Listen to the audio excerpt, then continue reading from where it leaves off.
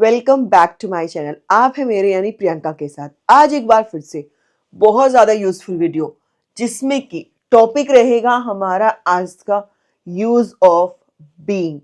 Being का use आप कब कब किन किन सेंटेंसेस में करते हैं और बीइंग से आपको क्या क्या हिंदी मीनिंग मिलते हैं, ये सब का सब आप सीखेंगे आज के इस वीडियो में।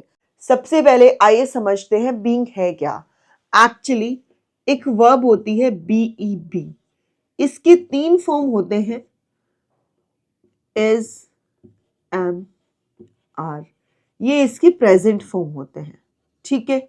इसके पास्ट फॉर्म होते हैं was एंड वर, राइट।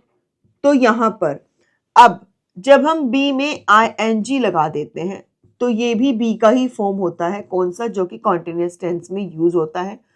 इसके अलावा भी और बहुत सारे यूजेस हैं इस बीइंग के। वो सब क्या है देखिए, समझिए। बीइंग बीइंग का एक यूज आप करते हैं जहां पर आपको सेंटेंसेस में कुछ ऐसी सेंस आती हैं कि होने के नाते, होने की वजह से, जैसे कि घर का बड़ा बेटा होने के नाते तुम्हें अपने पेरेंट्स की सेवा करनी चाहिए, या फिर मेरी बड़ी बहन होने के नाते तुम्हें मेरी मदद करनी चाहिए। क्लास का सबसे अच्छा बच्चा होने की वजह से हर टीचर तुम्हें प्यार करती है। इंटेलिजेंट होने के नाते तुम इस क्वेश्चन को सॉल्व कर ही दोगे। तो इस तरह के तमाम सेंटेंसेस जब भी आपको बोलने होते हैं तब आप ये BEING बीइंग का यूज करते हैं। दूसरा बीइंग प्लस एडजेक्टिव। कभी कभी इसका यूज किस फॉर्म में होता है? जब आप बीइंग के साथ एडजेक्टिव का यूज करते हैं, मतलब किसी की क्वालिटीज की बात करते हैं, ठीक है। और इसके अलावा एक सेकेंड यूज है, जैसे कि मैंने अभी आपको बताया कि बीइंग आप यूज करते हैं कॉन्टिन्यूअस टेंस में। Present continuous and past continuous दोनों में आप बीइंग का यूज करते हैं। फ्यूचर कॉन्टिन्यूअस में हम बीइंग का यूज नहीं करते, बिकॉज वहां ऑलरेडी विल के साथ भी आ जाता है, ठीक है। नेक्स्ट देखिए, बीइंग के साथ वर्ब की जब आप थर्ड फॉर्म लगाते हैं तब आप किस सेंस के सेंटेंसेस देखते हैं? पढ़ाया जाना, बोला जाना, या फिर किसी काम को किसी दूसरे के द्वारा किया जाना, मतलब पैसिव फॉर्म। इन सबको हम डिटेल में भी समझेंगे। उसके अलावा बी प्लस वर्ब में ING, मतलब जब आप बीइंग का यूज एज अ जिरेंट करते हैं। एज अ जिरेंट क्या होता है? मतलब जब आप वर्ब को नाउन की तरह ले आते हैं, उसको हम कहते हैं एज अ जिरेंट यूज होना, ठीक है। तो जब आप बीइंग को कैसे ले आते हैं? एज अ जिरेंट ले आते हैं, एज अ नाउन ले आते हैं। अनदर यूज होता है बीइंग का, राइट। तो इनको डिटेल में समझते हैं कब कब आप कैसे कैसे कहाँ कहाँ पर इनका यूज करेंगे। देखिए, सबसे पहले मैंने आपको बताया बीइंग का यूज आप होने के नाते या फिर होने की वजह से। इजी सा है इसका स्ट्रक्चर। आपको सबसे पहले बीइंग और उसके बाद जो भी होने के नाते हैं वो आप यूज करते हैं। जैसे कि being a son, my parents are my responsibility. बेटा होने के नाते मेरे पेरेंट्स मेरी रिस्पॉन्सिबिलिटी है। घर का सदस्य होने के नाते तुम्हें इसी घर में रहना चाहिए। Being a family member, you should live here in this house only. एक स्टूडेंट होने के नाते तुम्हें अपना वर्क टाइम से कंप्लीट करना चाहिए। Being a student, you should complete your work on time. दोस्त होने के नाते तुम्हें मेरी शादी में जरूर आना चाहिए। Being a friend, you should attend my wedding. इन सभी सेंटेंसेस में आपने नोटिस किया होगा कि स्टार्टिंग में बीइंग अ, उसके बाद जो भी बात हुई है एंड जो नेक्स्ट वाला सेंटेंस आएगा वो एज पर टेंस आप यूज करेंगे। अमीर होने की वजह से वह किसी से बात नहीं करता है। Being rich, he doesn't talk to anyone. देश का नागरिक होने के नाते मेरी देश के लिए कुछ जिम्मेदारी है। इसको आप इंग्लिश में कैसे ट्रांसलेट करेंगे? कमेंट बॉक्स में कमेंट करके जरूर से बताइएगा। आइए हम देखते हैं नेक्स्ट सेंटेंस। अब आप देखिए सेकेंड यूज बीइंग का। बीइंग का सेकेंड यूज, जैसे कि मैंने आपको बताया, बी, ये अपने आप में एक वर्ब है। इसमें जब ING लग जाता है तो ये बीइंग हो जाता है, ठीक है। प्रेजेंट कंटिन्यूअस और पास्ट कंटिन्यूअस दोनों टेंस के रूल क्या कहते हैं? वर्ब में ING लगा के आप सेंटेंस को बनाते हैं, ठीक है। तो यहां पर बी में ING का यूज करेंगे प्रेजेंट और पास्ट दोनों सेंटेंसेस में, जिनकी की पहचान क्या है कि जिनके एंड में रहा है, रही है, रहे हैं आते हैं। और पास्ट कंटिन्यूअस टेंस की अगर बात करें तो रहा था, रही थी, रहे थे आते हैं। देखिए कैसे बनाएंगे। जैसे कि मैं बोलूं कि वो मेरे साथ रूड हो रहे हैं, तो दे आर, बी में ING लगा दिया being, they are being rude to me. वो मेरे साथ रूड हो रहे हैं। अब मैं बोलूं वो गरीब हो रहे हैं, दे आर बीइंग पुअर। वो गरीब हो रहे थे, दे वर। डिफरेंस क्या है? जब आप प्रेजेंट कॉन्टिन्यूअस की बात करेंगे तब आप यूज करते हैं प्रेजेंट कॉन्टिन्यूअस में is, am, are, helping verb, ठीक है। जब आप बात करते हैं पास्ट कॉन्टिन्यूअस टेंस की तो पास्ट कॉन्टिन्यूअस टेंस में हेल्पिंग वर्ब होती है वाज एंड वर। बाकी पूरा स्ट्रक्चर सेम रहेगा, बस आपकी हेल्पिंग वर्ब चेंज होंगी। प्रेजेंट कॉन्टिन्यूअस में is am are and past continuous में वाज एंड वर। देखिए कुछ और एग्जाम्पल सेंटेंसेस देख लेते हैं। वे तुमसे गुस्सा हो रहे हैं, they are being angry to you. यहां पर भी देखिए बीइंग किसका सेंस दे रहा है, होने का सेंस दे रहा है, ठीक है। तो मतलब अगर आप ध्यान से समझेंगे तो बीइंग का मतलब होना तो होता ही है, ठीक है। तभी तो हम यहाँ पर हर जगह बीइंग का यूज कर रहे हैं।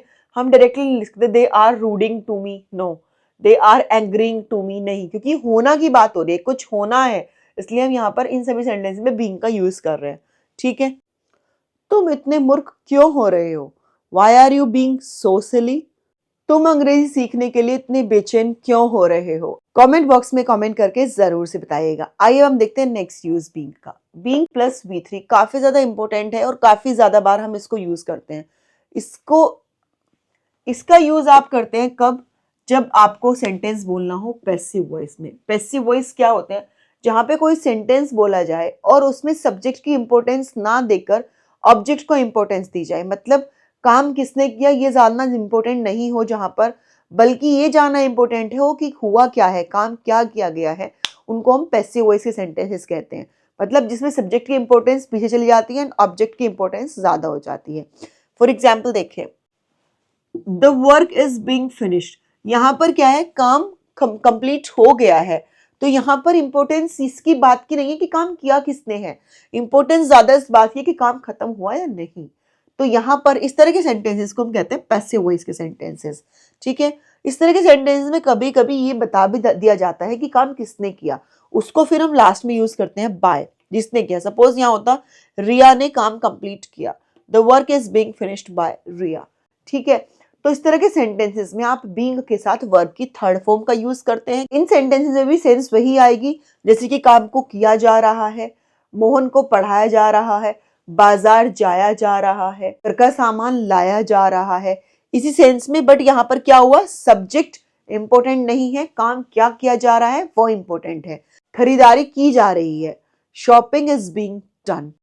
मेहमानों का स्वागत किया जा रहा है, the guest are being welcome. विद्यार्थियों को पढ़ाया जा रहा है, the students are being taught. तो जैसे कि मैंने अभी आपको प्रेजेंट कॉन्टिन्यूअस के एग्जांपल्स दिए, सेम वैसे ही आप पास्ट कॉन्टिन्यूअस को भी पैसिव वॉइस में चेंज करने के लिए ये स्ट्रक्चर का यूज कर सकते हैं। जैसे कि बच्चों को पढ़ाया जा रहा था, the students were being taught. खाना बनाया जा रहा था, the food was being cooked. कौन बना रहा था ये जानना इंपॉर्टेंट नहीं है, बल्कि काम क्या हो रहा था ये जानना इंपॉर्टेंट ज्यादा है, ठीक है। इसी तरह के सेंटेंस में कभी कभी लास्ट में इस तरह की सेंस आती है, जैसे कि पढ़ाया जाना, बोला जाना। जैसे कि देखिए एक सेंटेंस मैंने लिखा है, he is afraid of being exposed. वो डरा हुआ है किससे, एक्सपोज होने से डरा हुआ है, वो एक्सपोज हुए जाने से डरा हुआ है। मतलब उसकी बात सबके सामने खुलकर ना आ जाए, इस बात से डरा हुआ है। He is afraid of being exposed. हो सकता है उसे पढ़ाया जाना पसंद है, ही लाइक बीइंग टॉट।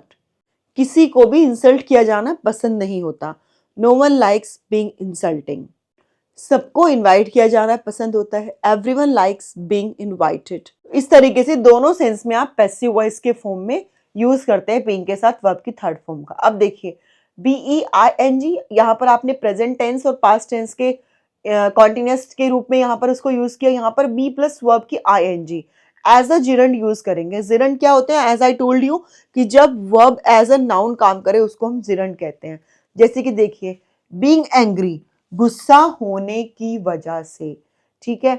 अगेन देखिए सेंस तो वही आ रही है होने की वजह से, बट यहाँ पर क्या है, यहाँ पर तो बीइंग के बाद क्या था, एक सब्जेक्ट था, ठीक है, एक डायरेक्ट नाउन था। यहाँ पर क्या किया, यहाँ पर ये जो बी वर्ब थी इसमें ING लगा के इसको स्टार्टिंग में यूज किया एंड इसको यहाँ पर एज अ जिरंड यूज किया है। जैसे कि देखिए बीइंग एंग्री, गुस्सा होने की वजह से वह तुम्हारे साथ बात नहीं करती। Being angry, she doesn't talk to you. खुश होने की वजह से वह तुम्हारे साथ रहता है। Being happy, he lives with you. देखिए अगर मैं बोलूं बिजी होना आसान नहीं है तो इसके लिए क्या बोलेंगे, being busy is not very easy. गुस्सा होना सेहत के लिए अच्छा नहीं है तो being angry is not good for health. या फिर गुस्सा होना तो उसके बाएं हाथ का खेल है, being angry is a cup of T for him. तो इस तरह के सेंटेंसेस जहां पर आपको बी को एज अ जिरेंड यूज कर देते हैं आप, मतलब एज अ सब्जेक्ट यूज करते हैं, तो वहां पर बी में आईएनजी लगा देते हैं एंड देन जो नेक्स्ट सेंटेंस आता है वो एज पर टेंस बनाते हैं। ठीक है, तो आइए फटाफट से क्विक रिवीजन कर लेते हैं। बीइंग का यूज आप एक होने के नाते, होने की वजह से, ठीक है, और दूसरा बीइंग का यूज आप किस में सेंस में करते हैं, प्रेजेंट और पास्ट कॉन्टिन्यूअस टेंस के यूज में के तरह से करते हैं। तीसरा आप as an passive voice use करते हैं, मतलब जब आप बी को एज अ जिरेंड यूज करते हैं। इस तरह से दिन भर में बोले जाने वाले बहुत सारे सेंटेंसेस आप इस BEING बीइंग की हेल्प से बना सकते हैं। आई होप आपको ये वीडियो यूजफुल लगा होगा। वीडियो अगर आपको यूजफुल लगा तो गाइस वीडियो को लाइक करना है, शेयर करना है ज़्यादा से ज़्यादा दोस्तों के साथ, फैमिली मेंबर्स के साथ, एंड यस अगर आप चैनल पर नए हैं तो चैनल को सब्सक्राइब करना नहीं भूलना है। मिलती हूँ आपसे एक और यूजफुल वीडियो में। टिल देन, जय हिंद, जय भारत।